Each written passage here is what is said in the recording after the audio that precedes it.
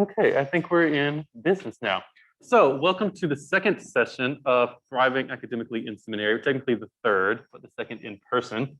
And today's session is on navigating seminary reading, which I think by this point you probably have some familiarity with, for better or for worse. I want us to be able to get through these three questions today. The first is, how can we read efficiently? The second, how can we read effectively? And third, and most important, at least from my perspective, is how can we read in order to join the conversation? So again, reading efficiently, getting it done in time, getting it done, reading effectively, making sure we're able to retain what we have read, and more importantly, how do we read so that we are able to join the conversation? And by that, I mean both the conversation that happens at Candler and the conversation in theological education, period. First, I want you to do this for me, and I'm going to do it alongside you. I want you to take out, if you have physical copies, or look at digitally, your syllabi for your current courses and indicate all the reading that you have to get done this week. For all your classes, look at all the reading you have to get done this week, figure out the total number of pages, figure out what different subjects they are, write out for such and such class, I need to read 40 pages. For this class, I need to read this many. And then estimate how much time you think it will take you to complete that reading. You have this many pages for this many classes, knowing your individual reading style, about how long will it take you? Yes. Yes, let's do Monday through Friday, so this whole week. Yes, this whole week, including what you've read for yesterday or today. And then when you're done with that, feel free to reach out to someone and just share your responses. And I'm also going to do the same.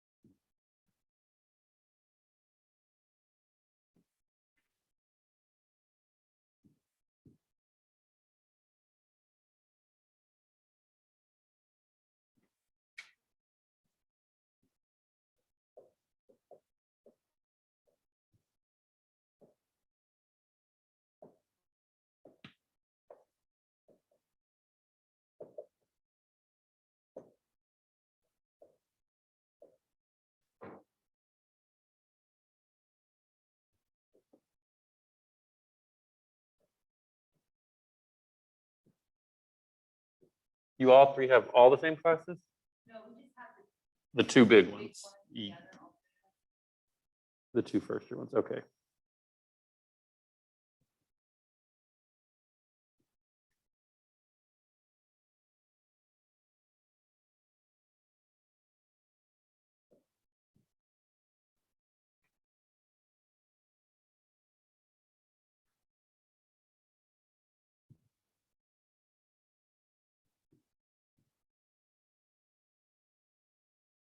Having to do math over here.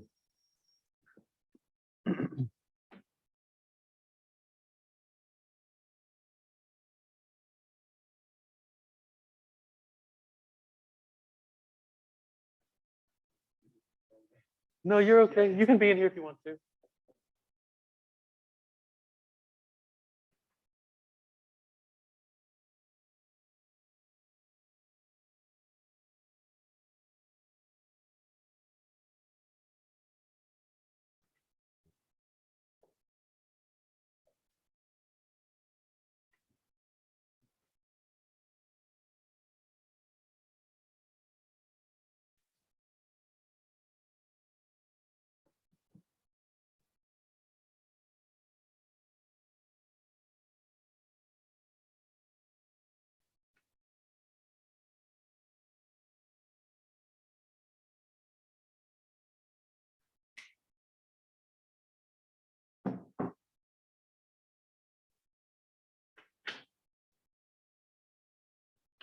And then when y'all are at a good place, feel free to share with each other the number of pages you have to read, the different subjects, it just seems like you have similar ones, and then what you think your estimated completion time is.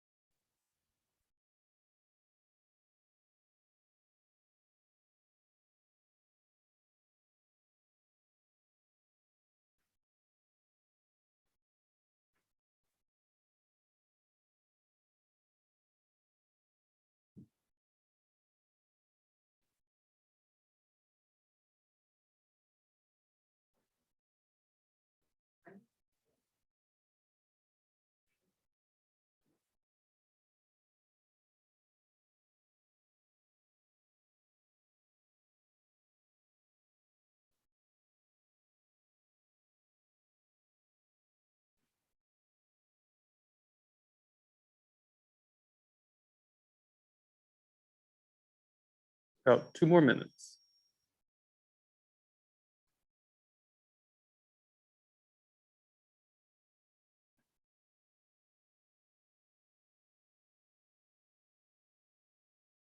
And then I'm gonna go ahead and ask you when y'all do talk, go ahead and ask to discuss the second question, which is out of all the readings that you've identified, which of them are of more interest to you than others? What makes you more interested in one reading over the other? And to you, what are the markers of an engaging text? For you, subjects you're interested in, what is engaging for you? So again, we're looking at how much we have to read this week, the number of pages, the subjects, and our estimated completion time. And then once we know what we have to read, I have my list here, it's kind of covered up. Which of these do I want to read the most and why? Which of these do I want to read the least and why? What is engaging to me? Recognizing that what is engaging is going to be different for all of us, depending on our interests.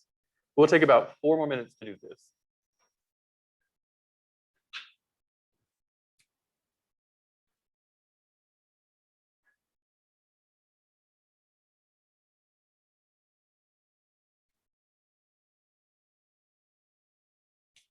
And I won't tell your professors, the ones you say you don't want to read.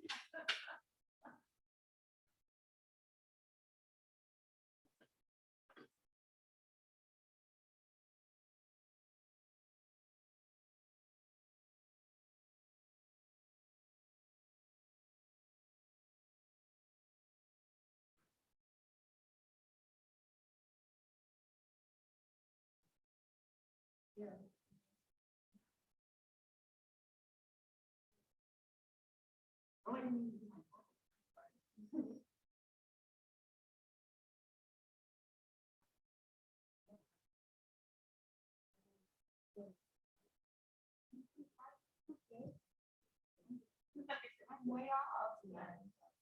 We have 108 and 225. Wow.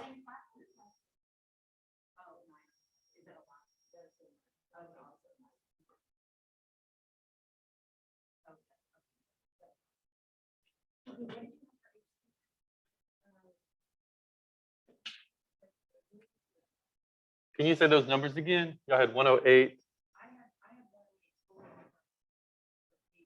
Uh-huh. 225. Okay.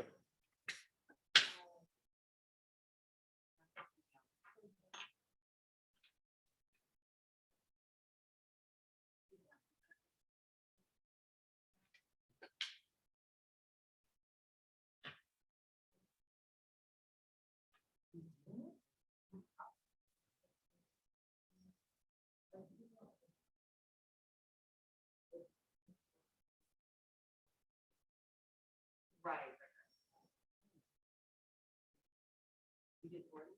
No, no,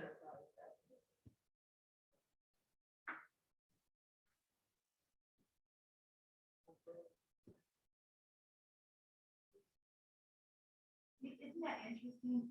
She might have the same class. Mm-hmm. What makes the difference in what you think you're supposed to read?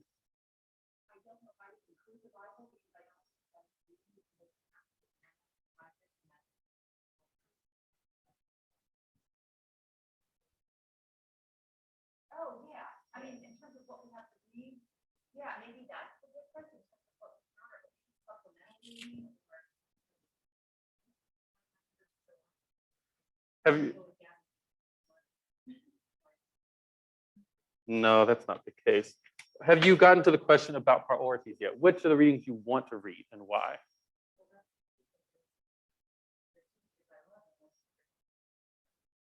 Are you struggling with the teacher or struggling with the reading? Okay, because those are different. Good morning. Uh-huh. Uh-huh.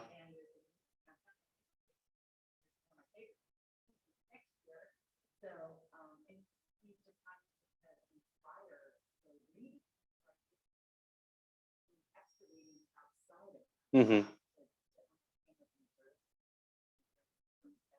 Yeah. Gabby, do you have any reflections on your priorities? Yeah. Or preferences, we'll say?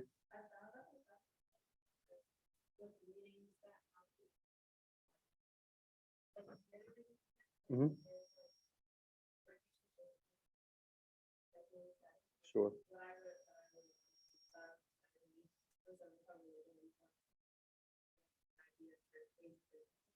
Okay. Which course is this for? Okay.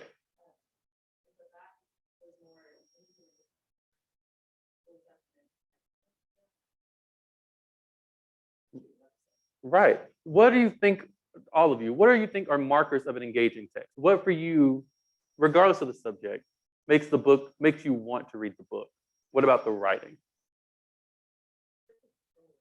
Okay. Narrative. I'm not going to write this down. You can hear it. Narrative. What else? Yeah. Sure.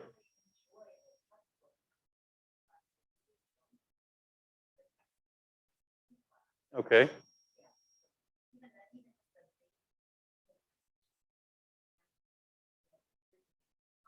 Mm-hmm. Okay, so we have genre and we have style. What else? I would just add personal interest, right? Yeah, if you want to say more.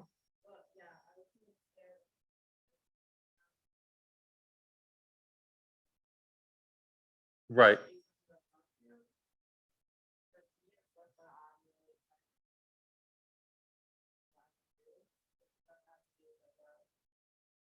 Hmm. Right. We all know what we like. Some of us like chocolate ice cream, some of us like strawberry ice cream, some of us don't like ice cream at all. So we have to engage also with what our personal preferences are about a reading that make it to us an engaging text. I'm on the wrong here. I'm going to read this for you and then I'm going to offer a rereading of it. But this is from the Gospel of Luke. He, Jesus, was praying in a certain place, and after he had finished, one of his disciples said to him, Lord, teach us to pray, as John taught his disciples. I skipped some parts where that is where he recites the Lord's or prays the Lord's Prayer. And he said to them, suppose one of you has a friend and you go to him at midnight and say to him, friend, lend me 3 loaves of bread, for a friend of mine has arrived and I have nothing to set before him. And he answers from within, do not bother me. The door has already been locked and my children are with me in bed. I cannot get up and give you anything.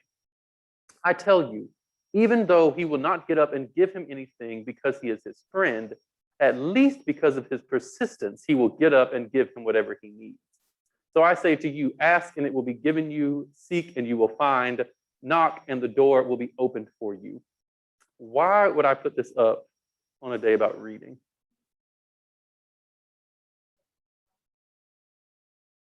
No, please. Somebody. Mm-hmm.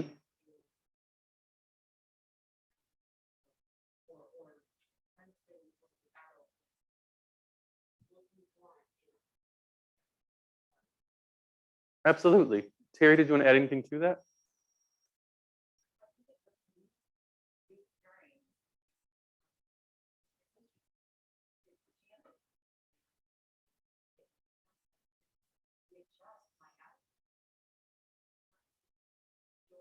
Hmm.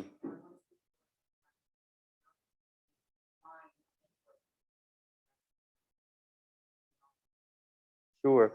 I think you're both right. There are 2 reasons I put it up. The first is because persistence, right? When we come to a text, we don't just get it naturally. There are sometimes we have to read a passage or a sentence or a paragraph and then reread it because we didn't understand it the first time. So we have to be persistent. As Jesus is telling in this parable, right? The only reason the person gets what they want is because they kept trying to get it. Not even because the other person necessarily wanted to give it to them. But the other part that I put this up is for the first verse. It says Jesus was praying in a certain place. The disciples are looking at him praying, and they say, Lord, teach us to pray, just as John taught his disciples. And so I'm arguing that we don't know naturally how to read. When we're taught in elementary school about reading, we think we just go word for word, read one word to the next word, one sentence to the next sentence, one paragraph to the next paragraph, and then we finish the book. But that is not necessarily reading, right? So I would argue this, I would offer a second revision of this that says perhaps he was reading in a certain place And after he had finished, one of his disciples said to him, Lord, teach us to read. We have to learn to read. It is a process, not only of learning to read in the moment, but learning to then use what we have read to join a conversation. So I'm going to teach or offer a few tips on how to read efficiently, and then offer a few tips on how to read effectively. But first, I want to hear from you all. How do you currently read? Where do you go to read? Who are you with, if anyone? When do you read? Is any specific part of the day? What does reading look like for you currently? Whether it works or not. You said it's uncomfortable? Why?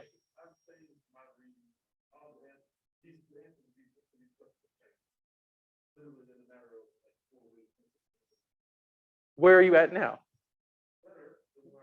Okay.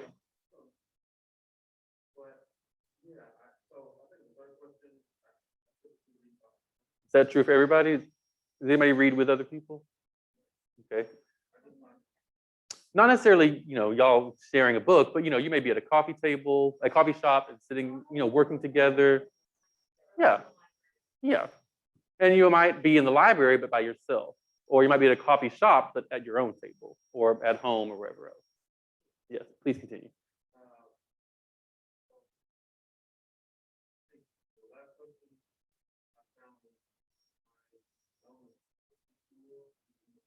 Okay.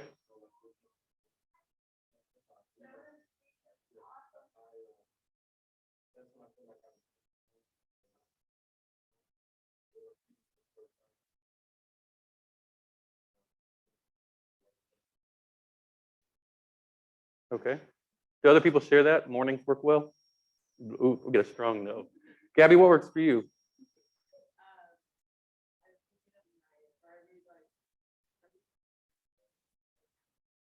Okay.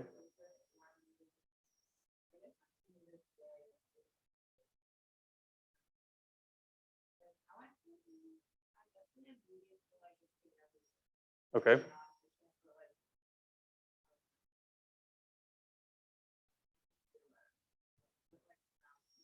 Sure. Oh, yes. Yeah. We're going to come back to reading every word because that's not a bad thing. Not at all. Going word for word, as I was describing, we learn in elementary school, it's still kind of the fundamental reading, right? It's more about, maybe you have been there. I can read a passage word for word, a whole paragraph, and then get to the end of the paragraph and be like, wait, what did I read? And have to go back, right? So you can read word for word, but we want to make sure we can do it once and then know what we've read at the end. Be able to bring our brain in to where it's not wandering, even though this part of our brain is still just going word for word. Others. Although I want to ask this question, because Gabby mentioned the library. How many of you go somewhere to read? Library, where else do we go? Library, everybody goes to the library? Oh, wow. Yeah, this is a bad thing to admit, perhaps, especially as a PhD person, I do not like the library. I avoid the library. I do not want to read in there. If I have to go to the library, it's to get what I need and to go. But I'm at coffee shops. I'm at my living room. I can read a lot of places. I do not like reading in the library. But for some people, the library is the place where they get energy, right? Somebody else, just on the first question, how do you currently read?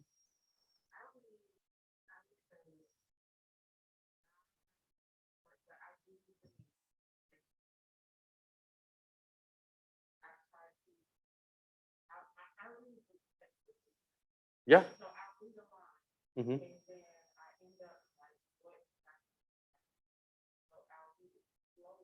Okay.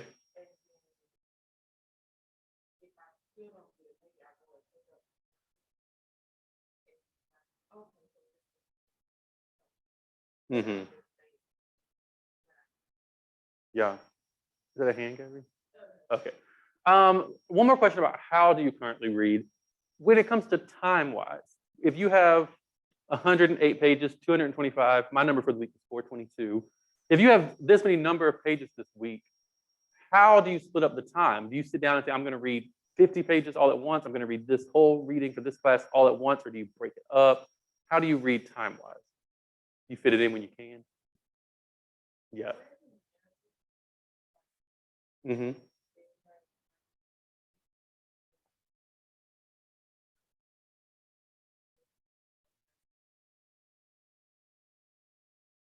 Yeah. I'm glad to hear you say that because that is a huge way to read efficiently, right? It's called the Paradomo technique, like tomatoes, like the sauce, right?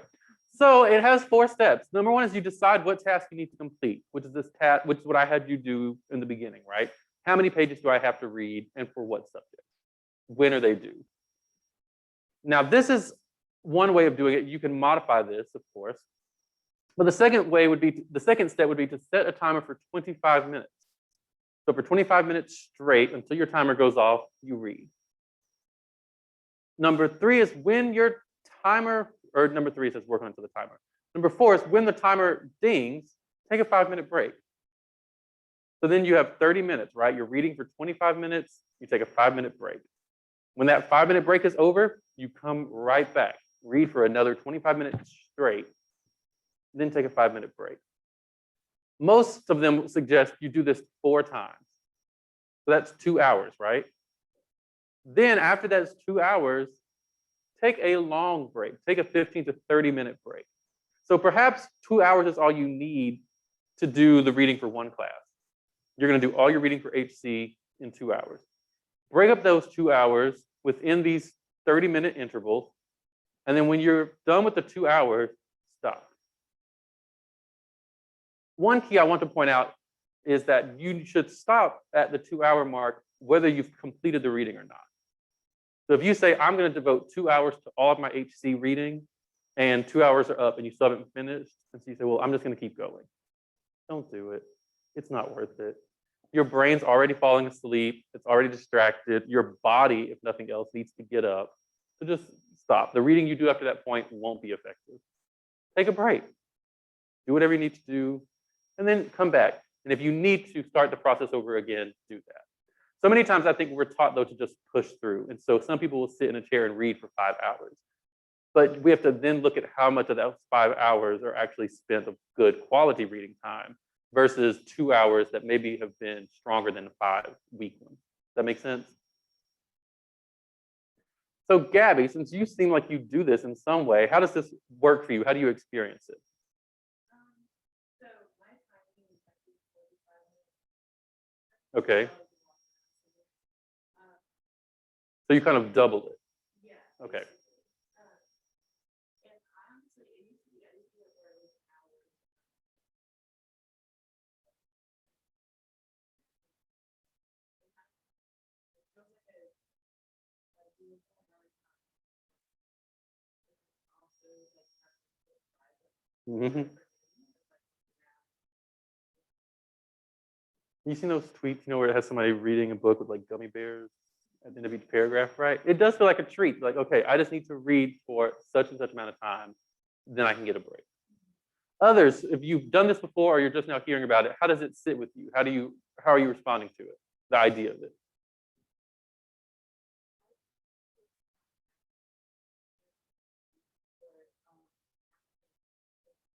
Mm-hmm.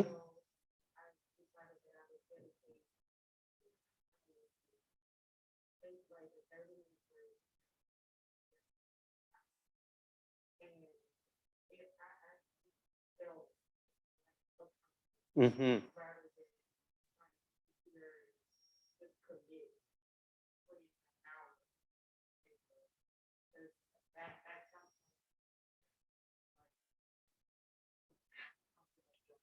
Right.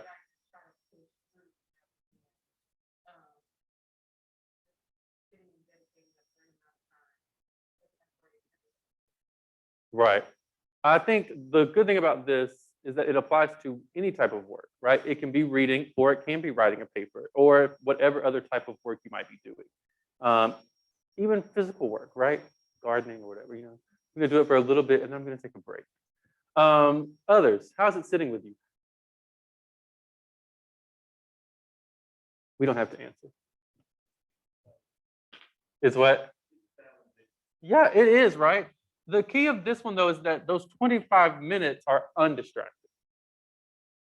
Too many, I have watched friends do it. They will sit there and read with their phone next to them. And every time a notification pops up on their phone, they immediately avert their gaze, right? So they might be reading them for an hour, but they've spent 20 minutes looking at their phone off and on, right? So then they will say, but I read for an hour. No, baby, you didn't, right? The point of this 25 minutes, or for Gabby, 45, or however you want to split it up, is that you are only reading. You're putting aside the other distractions, because when that 25 minutes is up, you have time to do with your phone intentionally, right? Yes. Sure.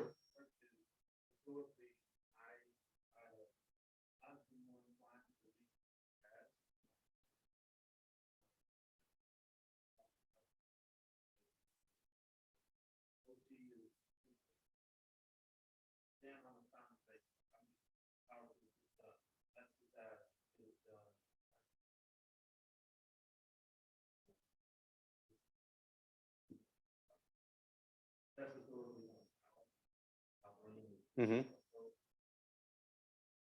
Sure.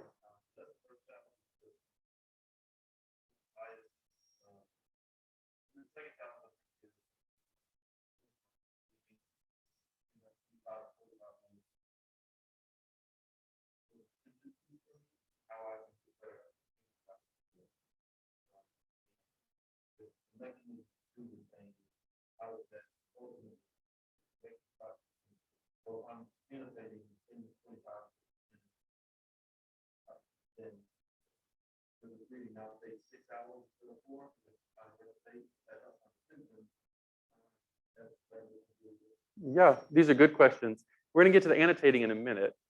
I don't think it takes more time, but I think really the response to both of your questions is it's about the intention, right? So if I'm reading, and I understand reading to task because I'm the same way. I consider this reading to task, right? If I'm still going to get my reading done, and so it's not that after the 25 minutes I'm done. I just have a break. 5 minutes goes by really quickly, and then I'm right back where I was, right? So it is still a reading to task, but for me, this is much more about intention. For these 25 minutes, I'm only reading. I'm devoting myself fully to this moment and not being distracted by the other stuff, which then means on my 5 minute break, I'm doing the same thing. I'm not thinking about my reading for these 5 minutes. I'm solely thinking about Twitter or a walk or whatever, right?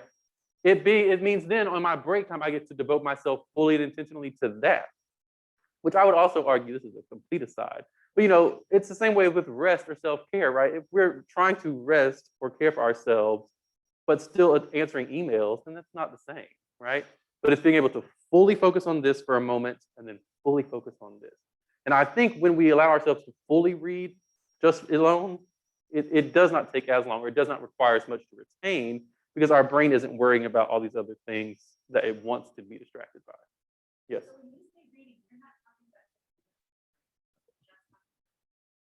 Well, about to get to that. Reading to me involves taking notes, but it depends on how you're taking notes. So this is what I would call, or this is where we're going next, of how then do we read effectively? I think there are three purposes of reading. You can tell me if you want to add others to this list, or if you disagree with my three.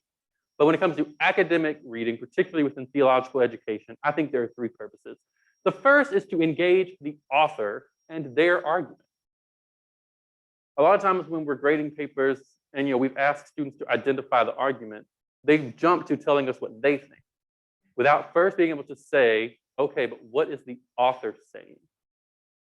You can agree and disagree afterwards, but we first need to make sure you know what the author is saying and what their argument is. The second thing then is to engage yourself and your own ideas. In reading, we are formed. It is a formative experience, and we come to agree or disagree. We come to be informed. We come for construction or deconstruction through the readings. And so as much as we're engaging the author and the text, we're also engaging ourselves and our own ideas as they are burgeoning.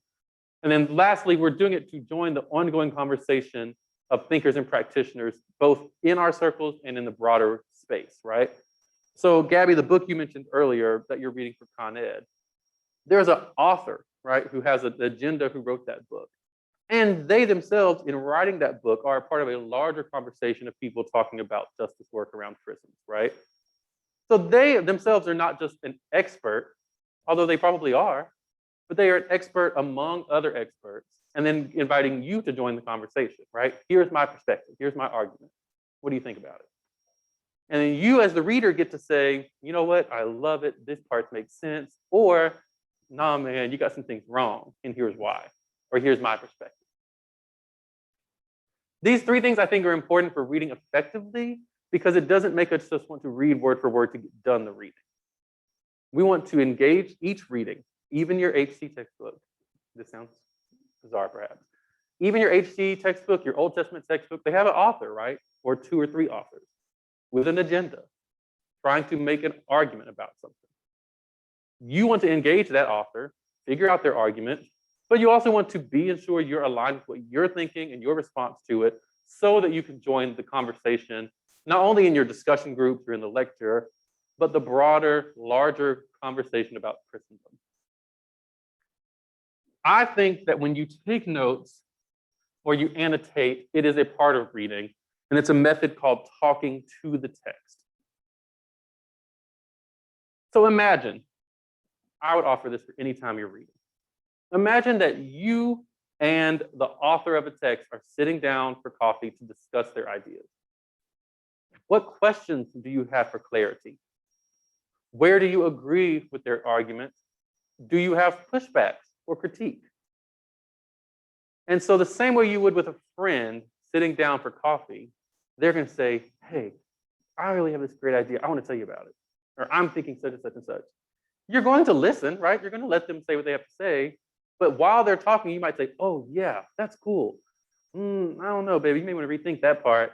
Let me help you with this way, right? You are engaging in the conversation.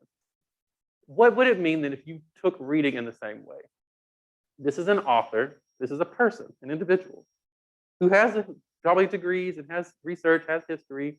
But in the end, they are putting forth ideas or an argument to you. So this is what, get to your question, Terry. I think a close reading and annotation are the same thing.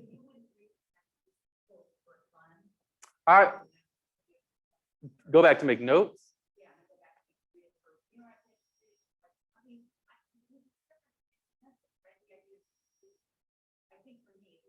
Uh-huh. So the books I read for fun generally are not nonfiction, right? So if I'm reading a novel, for instance, I'm not going to take notes on the novel. I'm just going to read through the novel. If I'm reading a textbook, though, or a nonfiction book, or some type of argument, which is what we're mostly going to find, in theological education, I'm always taking notes while I'm reading it. However, I just told a lie because depending on who wrote the novel, if I'm reading a Toni Morrison novel, there's probably going to be a pencil nearby just because it's Toni Morrison, and even though it's fiction, it's brilliant, And there are points she's making in there without making them in a prose way, or excuse me, she's making them in a prose way, not in kind of a stated scholar way that we would be used to. But no, I think and here's the steps. It's the three, right? Number one is you make notes about what you're thinking while you're reading it. The reason that's important is because it's helpful to have your first response.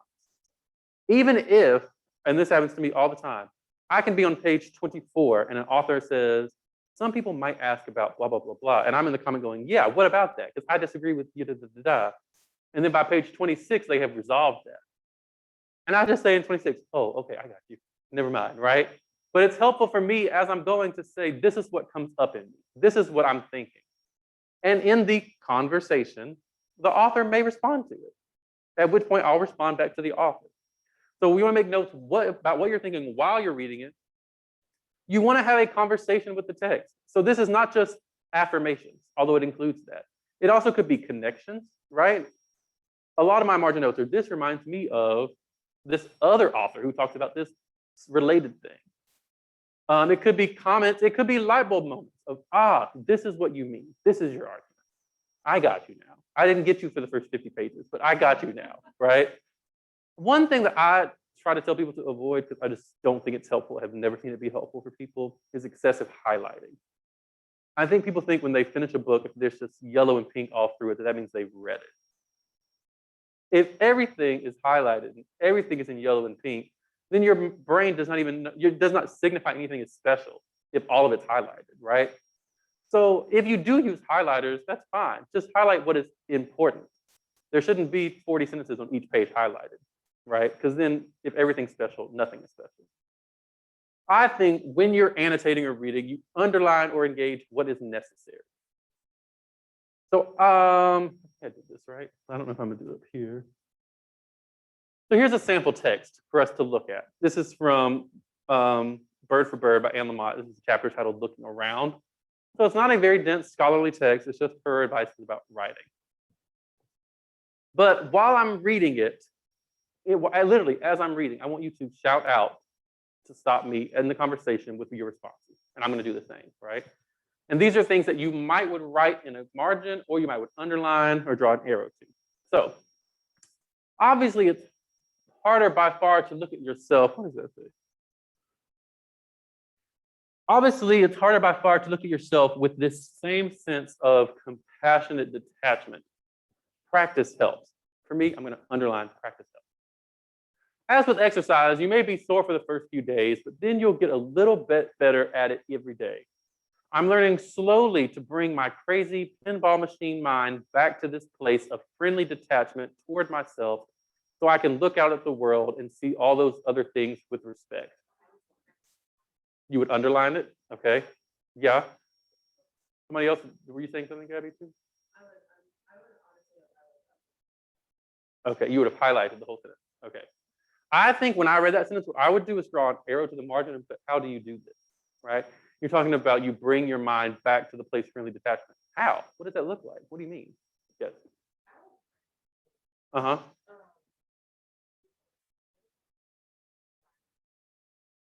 Right.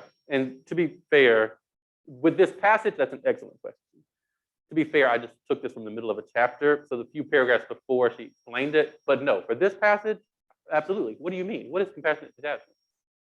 Perfect question. I'm going to keep reading. Try looking at your mind as a wayward puppy that you are trying to paper train. You don't drop kick a puppy into the neighbor's yard every time it fiddles on the floor. When you laugh like that, this is honestly something I do. If something makes me laugh, I will write haha in the margin, right? This is a part of my conversation with the author. Like, haha, that's funny, right? Good job. You just keep bringing it back to the newspaper.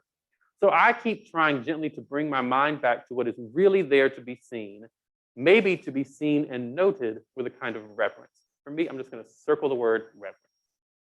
I could underline the whole sentence, right? Not, if that's what I wanted to annotate. For me, the word that sticks out from that is reverence, right? I'm bringing my mind to it with a certain type of gravitas. It reminds me of what we were saying with the Pomodoro method, right? Reading and engaging fully and intentionally, giving that moment the reference. Because if I don't learn to do this, I think I'll keep getting things wrong. You would underline or highlight that? Yeah. Others? Yeah.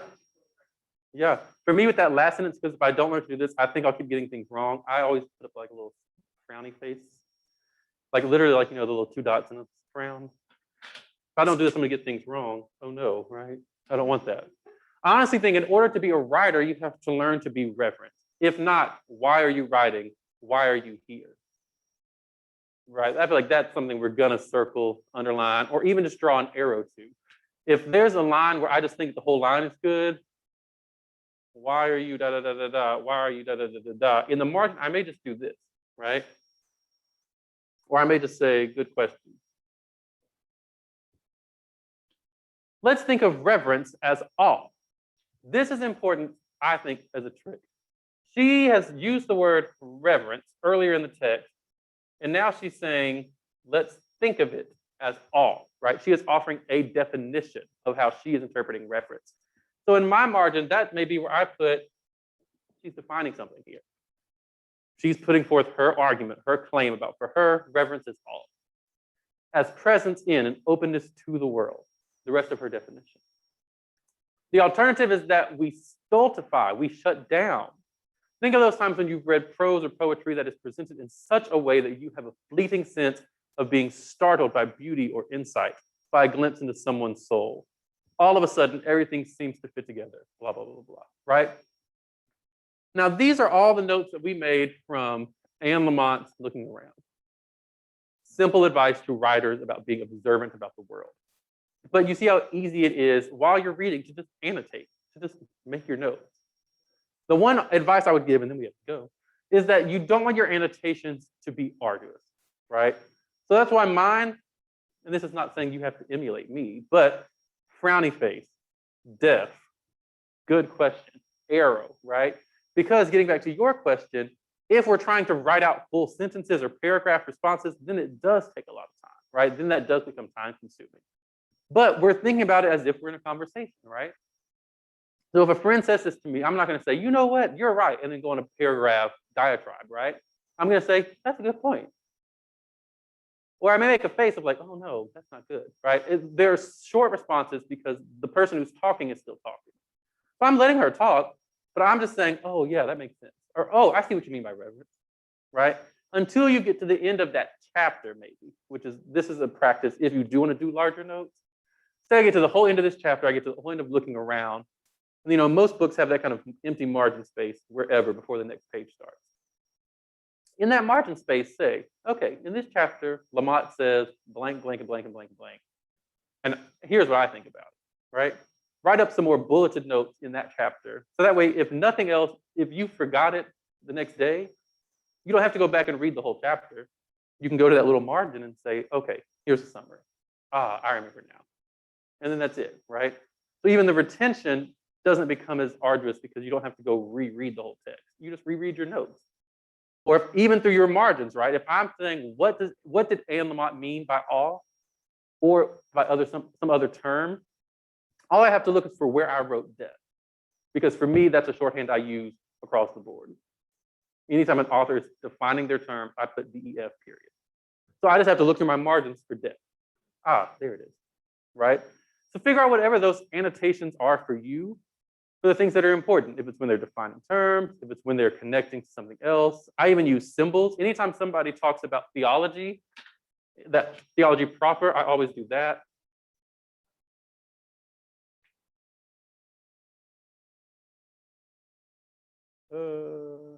Rusty on my Greek. But it's just the literal like theos and logos for theology. So those are just markers that I have, right? An annotation system that I have developed. That way, when I go through, if I'm looking for what this author is saying theologically, I'm just going to look for this symbol. I'm going to look for this if they're talking about definitions, right? If they're talking about, they're talking about blackness, I'm just going to put BLK. And I just have to look and say, this is what claim they're making about blackness.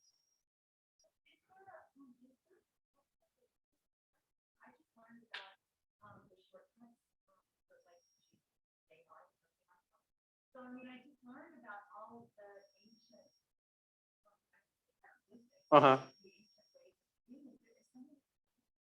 So even this JR one I've never heard of. I have a different mark for Jesus, right? So the thing about these annotation systems is that they're your own, right? However you want to annotate. Yeah, nobody else. This is not actually what theology would mean in Greek. It's just what helps my mind think theology, right? Def could mean a lot of things. For me, it means definition. And so this is the annotation system I created over time, just organically, because I was reading all the time. And that way, when I go back, I know what I'm looking for. If you picked up one of my books, you would be confused, unless I had written out words. Yes, sir.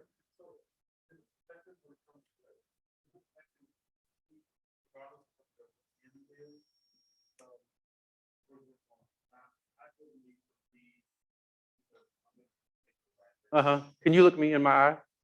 Look me in my eye. Don't look up there. Look at me. No, I'm about to ask you a question. What did Anne Lamott say? What was her argument? What we just read. Think about it. Think about the symbols and then annotation. What did we annotate?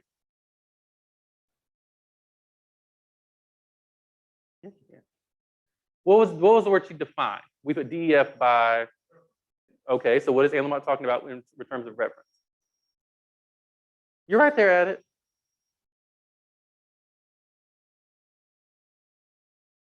You're getting there, right? The point is that we don't have to go back and reread the whole thing. We have to keep up with our annotations.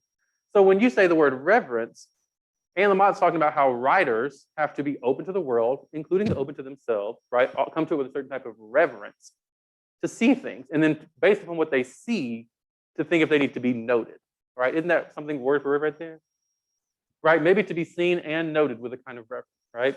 So when I'm reading and annotating, these annotations may not be ones that work for you. Whatever annotations you need to say, okay, for me, the main point of this is whatever, right? But we're not going to remember this whole 2 paragraphs. We may just remember one sentence of whatever we think the main point is. So this is another good point, actually, because this is annotations then can serve sometimes as negative as highlighting if we annotate too much or highlight too much, right? So maybe out of 2 paragraphs, you're looking at the screen, what sentence do you think is the most important out of this? Or what, not most important, what sentence do you think most gets at her point? Okay. Sure.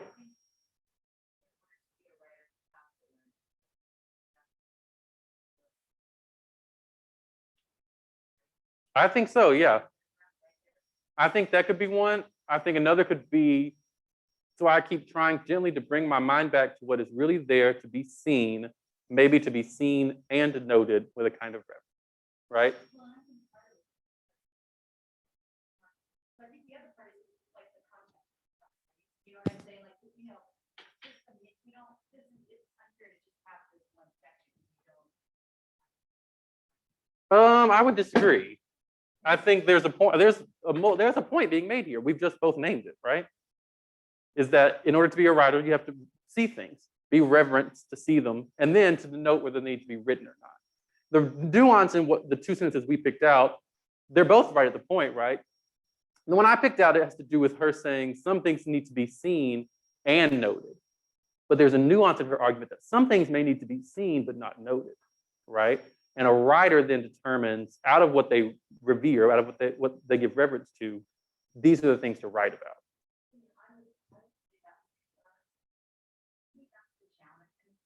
Mm-hmm.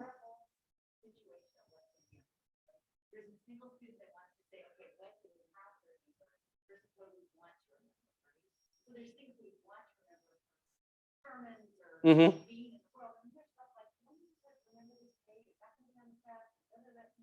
I think the most important thing, Marcus, and we have had a private conversation and can have another. I think the most important thing is what is the argument? That's what you want to leave any text with. What is this author's argument, right? And what you realize when you're reading a text is that everything they're using is just to support their argument. So there may be ancillary examples, right? Her thing about the kicking the dog, right? This is an analogy, right? It's a metaphor. That's not her main point. This thing about, think about the times when you read something and you're startled by beauty, la, la, la, la. That's not the main point. The main point is, in order to be a writer, you have to be reverent. And she's saying, you know, this compassionate attachment is that she has to bring her mind back to being reverent because there are too many times when she's not, right? There's too many times when she flees. Uh-huh. That's a signal, right?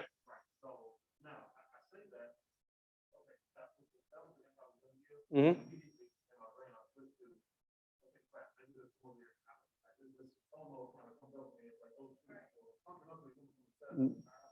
No. You're in a previous conversation. I told the Marcus part of looking for in reading is also noting the big signal words, right? The words authors use to let you know when they're about to make their argument. In sum, in conclusion. By that I mean, so, right? So notice he just pointed out, he just really proved my point. The sentence that I picked out as the one starts with the word so. So I keep trying to say, blah, blah, blah, blah, right? Because they're letting you know this is my argument. Or if they say in other words, right? These kind of keys that help us say, okay, this is the point. Everything else is just supporting it. We've got to go. If you have more questions about this, feel free to email me and we can set up individual appointments. If you want another method, there are plenty of other reading methods out here. These are just a few. But there are plenty of other ways for you to be able to find how you read most efficiently and most effectively. I'm here to help you find them or to help you facilitate them if you can't on your own. But go in peace. I hope you enjoy y'all's class. Yeah. Get out of here before they kick us out.